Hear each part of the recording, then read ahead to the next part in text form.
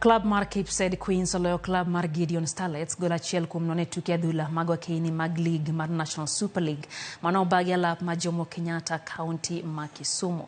Kisped Queens noyudo golno makende kokalo e opich achoma golno mano omiyogi ondamo manyime e lai mar National Super League kidieny mar joma mine.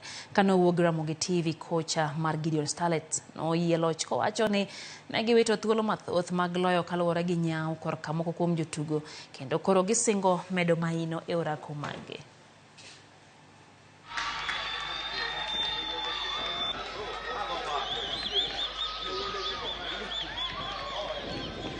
Awuono wamanyo mana 3 points to wadongi games ariyo kende to from those 2 games mwadongo apani wadhi yudo points auchiel kata ko yudo achiel onge shida because achiel no be nyand tero ambele mondo wadhi e playoffs in Nakuru. To gimana improve in the next game wanyawacho ni in terms of scoring our attackers negi yudo chances mang'eny lakini ok otiyogo.